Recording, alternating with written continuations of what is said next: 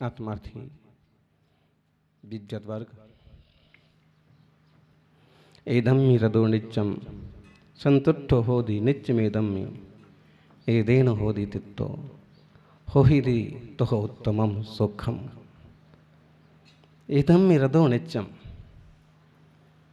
अब हम आचार्य श्री कुंद कुंद स्वामी के समय सार की 206 नंबर की गाथा के हिसाब से ही चर्चा करेंगे।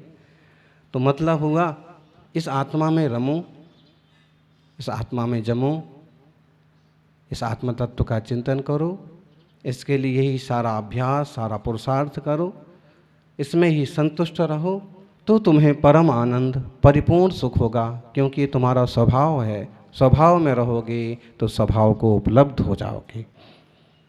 अगर हम गोष्ठी के परिप्रेक्ष्य में इस गाथा का अर्थ करें, एधम्मि रदो नित्यम संतुष्टो होदि नित्यमेदम में, ये जो ज्ञानाभ्यास हो रहा है, ज्ञान तत्व की जो चर्चा हो रही है, इसमें ही रत हो, इसमें ही रमो, इसमें ही संतुष्ट हो। एधम्मि रदो नित्यम संतुष्टो होदि नित्यमेदम में एदेन होदि तित्तो, इससे ही तृप्त हो ही दितो हो उत्तम सुखम। इस तरह के निरंतर ज्ञानाभ्यास से यदि आत्मानुभूति की उपलब्धता हुई तो तुम्हें उत्तम सुख होगा, परम पूर्णता होगी, आनंद होगा, शांति होगी। इसलिए कि ना चांद चाहिए ना फलक चाहिए, हमें तो केवल निजात्म रूप की एक झलक चाहिए, शुद्धात्म स्वभाव की एक झलक चाहिए। ये हम जो कुछ कर रहे हैं बाहर से, ये ठीक है, क्योंकि ये सब चीज़ें हमें निमित्त बन सकती हैं आत्म जागृति के लिए, आत्म संतुष्टि के लिए, आत्महित के लिए। लेकिन हम इतना समझ लें कि केवल इतने मात्र से आत्मोपलब्धि नहीं होती है। पढ़ने से सुनना कठिन, सुनने से गुणगान, अध्यात्म सार शतक का निज स्वरूप यदि जान ले जीव बने भगवान। और फिर एक और है, पढ़ने लिखने, अभी उन पर तो कोई चर्चा कर ही नहीं रहे आप लोग, और चर्चा का विषय भी नहीं है, क्योंकि टोटल शुद्ध आध्यात्मिक कृति है। और तो किसी मुमुक्षु जीव को हाथ लग जाए तो फिर उसमें कहा है कि पढ़ने लिखने मात्र से होत नहीं कल्याण। आत्मोदय शतक का या अध्यात्म सार शतक का है, पढ़ने लिखने मात्र से होत नहीं कल्याण, निज स्वरूप के बोध से जीव बने भगवान। क्योंकि पढ़ना लिखना भी वहां तक तो जरूरी है जब तक कि हमें वह विषय वस्तु ध्यान में ना आ जाए। और हम आप सभी इस तरह का पुरुषार्थ करें कि हमें निज स्वरूप की झलक मिले। हमारा स्वभाव है ज्ञान। अब जिनका क्षयोपशम विशेष है उनने विशेष ग्रंथ लिख लिए, जिनका विशेष क्षयोपशम है ने विशेष कविता कर ली, जिनका विशेष रुचि है माई पकड़ेंगे गाते ही जाएंगे जब तक दो चार जने रोकेंगे नहीं। रुचि है, अभ्यास है, लगन है, और रुचि अनुयायी वीर्य। जैसी रुचि होती है वीर्य और शक्ति भी उसी ढंग से काम करते। अगर आपकी रुचि धर्म ध्यान की है, व्रत धारण करने की है, तो उस तरह की शक्ति बनने लगती है। अभी कह रहे थे प्राचार्य जी कि व्रत साधना और संयम के बिना ज्ञान, एक समझ लीजिए कि खेत का बीजू का है। बीजू का तो समझ गए होंगे आप लोग, बुरा तो नहीं मानोगे? नहीं मानो, उसको खाग भगोड़ा भी बोलते हैं। क्या बोलते हैं बुंदेलखंड में? खाग भगोड़ा, ठीक। जी जहाँ तक मुझे याद है कि 8वीं या 9वीं की क्लास में इस तरह के विषय में एक प्रश्न आया था, काग भगोड़ा किसे कहते हैं? जब पढ़ते थे उस समय किससे संबंधित था, भूगोल या कृषि विज्ञान से संबंधित। काग भगोड़ा किसे कहते? काग भगोड़ा और हीरापुर दिगोड़ा, इनको समझना थोड़ा कठिन पड़ता है।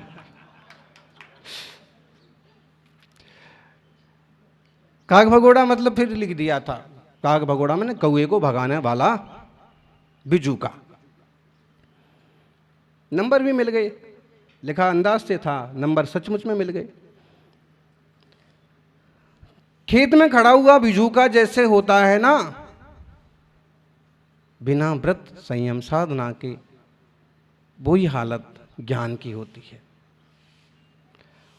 उसे कौए तो भग जाते हैं, लेकिन उसके लिए कोई उपलब्धि नहीं होती है। उसे पंछी और उस टाइप के पशु तो डर के भाग जाते हैं, लेकिन उसके लिए कोई उपलब्धि नहीं होती है। ऐसे हमें बिजू का नहीं बनना है। इस निरंतर ज्ञानाभ्यास से एक वो भी दिन आना चाहिए कि हम संलेखना, समाधि, संयम के क्षेत्र में भी कदम बढ़ाने का पुरुषार्थ करें। सही विद्वान, आप कहोगे तो गलत विद्वान है क्या हम लोग?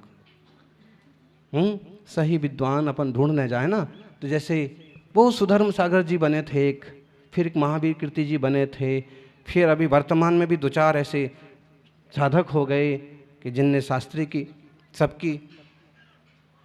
फिर ऐसे ही अगर कोई श्रावकाचार की लाइन में भी गए हैं तो लक्ष्य भूलने की जरूरत नहीं है, अपना योग्य पुरुषार्थ जरूर करते रहना। आत्मार्थी सज्जनों, शुरू में एक लेख पढ़ा था, नीतियों की बड़ी अच्छी चर्चा की थी, और फिर उसमें कहा था जैसे कि नीतियाँ बहुत ज़रूरी और बहुत काम की होती है, उपदेशक भी होती है और समाज के लिए मार्गदर्शक भी होती है।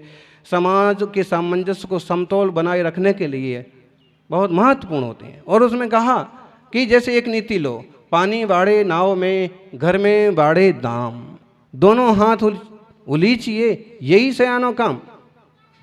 ठीक है, अब क्या करना चाहिए बोले तो, पानी भर गया यदि नाव में तो क्या करना चाहिए?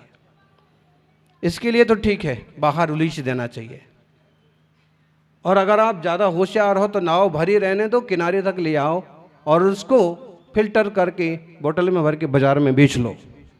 ये हो सकता है आज की बुद्धि में। दूसरा ये हो सकता है कि अगर पैसा बढ़ गया तो क्या करो, बोले इन्वेस्ट करो, शेयर खरीदो, नई ज़मीन खरीदो। ऐसे बेवकूफ़ी की जगह जवाब भी हो सकते इस पर, लेकिन वास्तविकता नीति इस तरह से प्रेरित नहीं करती है कि कोई व्यक्ति उल्टे रास्ते पर चले। क्योंकि आज ये हो रहा है कि अगर ज़्यादा रुपया हो गया तो क्या करो, ज़मीन लेके खरीद के डाल दो।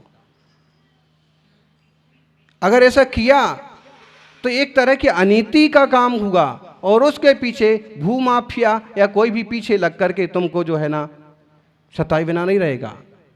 इसलिए जो नीतियां हैं वो वास्तव में सर्वदा उपयोगी, सर्वथा महत्वपूर्ण होती हैं। तो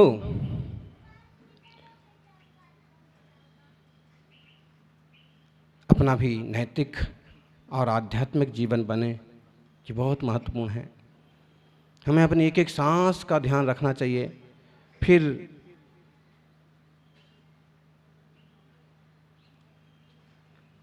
जैसे एक एक सिक्के का ध्यान रखते हैं ना, वैसे एक एक सांस का भी ध्यान रखना चाहिए।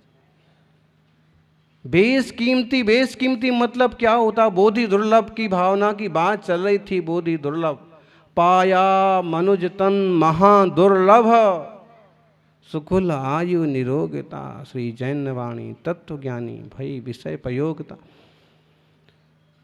महा दुर्लभ है ये। तो फिर इतनी सारी जीव राशि, इतनी सारी पर्यायें, इतने सारे वृक्ष, इतने सारे पौधे, इतने सारे एक इंद्रिय जीव, इंद्रिया जीवा नंता अनंता, वड़वी काया संखेजा संखेजा, आऊ काया वाऊ काया संखेजा संखेजा, वणफदि काया जीवा अनंता अनंता, हरिया विया अंकुरा छिन्ना भिन्ना, सब इतने सारी जीव राशि है। उस जीव राशि में से हम थोड़े से मनुष्य हैं, और थोड़े में से भी आप कितने ऊपर हैं, कितने आगे आ गए।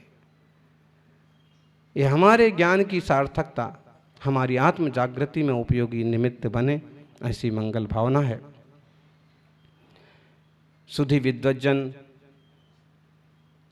अपने आचरण से संदेश देने का पुरुषार्थ करते हैं, उस धारा में सबका नाम जुड़े,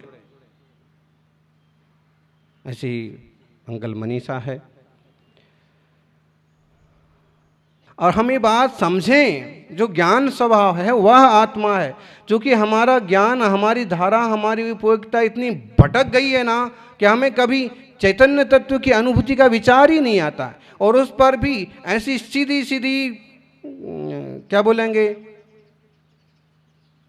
कि वर्जनाएं भी लगा रखी हैं कि कोई आत्मा अनुभव नहीं हो सकता है, इस काल में कोई नहीं जानता है आत्मा को। अरे भाई, ऐसी कैसी बातें करते हो? हम खुद आत्मा हैं, हम खुद स्वभाव चैतन्य स्वभाव वाले हैं। तो हम अपनी चित्त शक्ति का, चित्त स्वभाव का अनुभव ना करें तो कौन करेगा? मीठा खाए और कहे कि मीठा नहीं लग रहा है, ऐसा हो सकता है? अगर वो बुखार वाला हो, बीमार हो, जीभ में उसके स्वाद के तंतु खत्म हो गए हो, तो हो सकता है। ये सामायिक क्यों की जाती है? सुबह शाम के क्षण भर को बैठ के निज स्वरूप की ओर आने का, निज चेतन स्वभाव का विचार करने का। इस पर्याय में ना होगा तो कौन सी पर्याय में होगा? बोलो। तीर्थंकर प्रभु महावीर का जीव, पार्श्व प्रभु का जीव त्रिंच पर्याय में सावधान हो गया, तीर्थंकर बनने की नींव डाल दी। और हम सभी कोशिश करें कि हमारा लक्ष्य भी सभ्य शुद्धाहु शुद्ध नया वाला बने।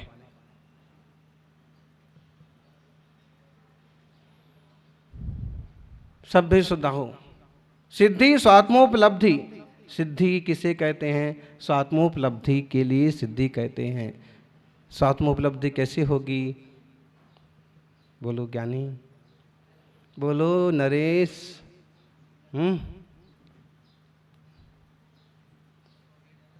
बोलो, कोई भी बोलो। अप्पा अप्पम्मी रहो, जय हो। और जब बच्चा आएगा ना, पप्पा पप्पम्मी रहो, फिर इसलिए ज्ञानी अप्पा अप्पम्मी में रहो के लिए कठिन पुरुषार्थ करना पड़ता है कि सबसे पहले तो जो हमें साधन लूप लग रहे हैं उन साधनों से विरक्त होने का। बत्थु पडुच्चम जम पुण अज्जव साणम तो वही जीवाणम न बत्थु दो बंधु अज्जव साणे न बंध होती। समय सार की 265 नंबर की गाथा में एक शिष्य ने प्रश्न किया है और ये आचार्य श्री अमृतचंद्र स्वामी ने पुरुषार्थ सिद्ध उपाय की 49 नंबर के श्लोक में भी इसी बात को थोड़ा रूपांतर करके कहा है। सूक्ष्मापि न खल्लु हिंसा पर वस्तु निबंधना भवति पुंसाम हिंसा यथा निवृत्ते परिणाम विशुद्धे तदपि कार्यः। तो जी कहा यहाँ पर कि आप वस्तुओं का त्याग क्यों करने की बात कर रहे हो? इतनी सारी गाथाओं में 200 नंबर की सीधी एक बात कह रहे हैं कि आत्मस्वभाव। 38 नंबर की गाथा में कह रहे हैं अहमे को खलु शुद्धो। इसी पर केंद्रित रहो ना। आप फिर कभी प्रवचन सार में, अष्टपाउट में त्याग धर्म वगैरह की बात क्यों करते हो कि परिग्रह त्याग करो, 24 प्रकार के परिग्रह को छोड़ो, मुनि बनो, देशव्रती बनो। चारित्र पाहुड़ में तो देशव्रती से लेके महाव्रती तक बनने की जबरदस्त प्रेरणा की।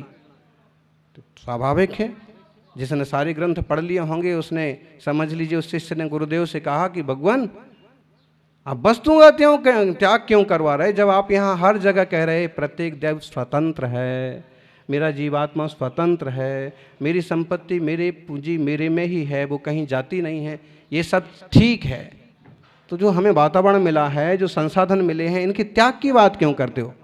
बड़ी मुश्किल से शादी हुई है और महाराज जी कहते हैं कि शादी करना बेवकूफ़ी है।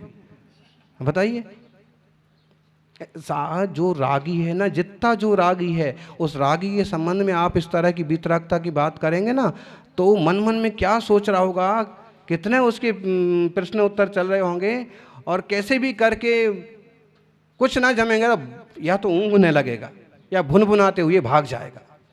आप गौर करना, ये तो आप प्रज्ञजन हैं कि उस तरह की चर्चा, वितरकता की चर्चा आती तो मालूम है कि मार्ग यही है, इसलिए झेल लेते हैं।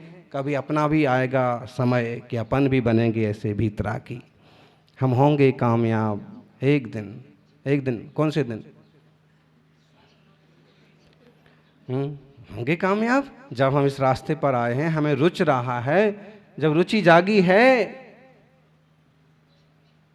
रुचि जागी है तो मार्ग भी मिलेगा।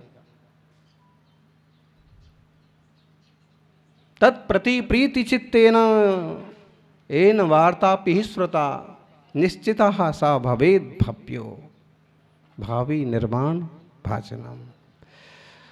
हमसे वस्तुएं क्यों छुड़ा दी आपने? आचार्य देव कहते हैं, कुंदकुंद स्वामी कहते हैं, वस्तु पडुचम जम पूर्ण अज्जव साणम तो हो ही जीवाणम। ये जितनी सारी वस्तुएं होती हैं ना, जितना सारा वैभव होता है, अध्यव साणम तो हो ही जीवाणम, इससे जीवों का अध्यवसान भाव होता है, अध्यवसान होता है। ये माइक अच्छा नहीं है, ये सिंहासन मेरा बहुत बढ़िया है, मेरे जैसा चश्मा किसके पास है और मेरी जैसी मूछें किसकी है? बोलो। मेरी जैसी लाड़ी किसके पास है और मेरी जैसी गाड़ी किसके पास है? जहां हम प्रवचन करने बैठते हैं वहां कम से कम 3 कैमरे तो लगना चाहिए, ज़्यादा लगो अच्छी बात है। वस्तुएं होंगी तो उनके संबंध में इतने झंझट हो सकते हैं। और मैं जब प्रवचन करने बैठा तभी लाइट जाना जरूरी थी। राग द्वेष मोह कुछ ना कुछ उस पर पेंडुलम की तरह मन डोलेगा। अब गृहस्थी संबंधी चीज़ें ले लो, आप भले यहाँ बैठे हैं लेकिन कल सुबह गोष्ठी पूरी हो जाएगी, दोपहर को थोड़ी देर रुकेंगे, बच्ची का एडमिशन करवाना है, उसका फिर वहाँ किताबें दिलवाना है, और फिर चल रहा है ना, वो अभी जो अधूरा काम कर पड़ा हुआ है जाके बस पहले वही पूरा करना है। बहुत एडमिशन बाकी हैं, जाकर के कॉलेज में एडमिशन कराना है, कुछ ना कुछ चल रहा है, चलेगा।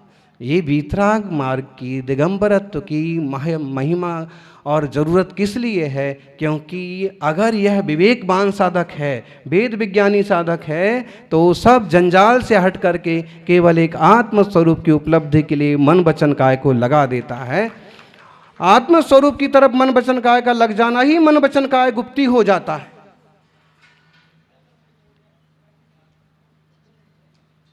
क्योंकि एक धर्मात्मा श्रावक पूरी तरह नहीं, थोड़ा सावधान तो हो जाता है कि कुछ भी करना है पहले प्रभु का दर्शन जरूर करेंगे।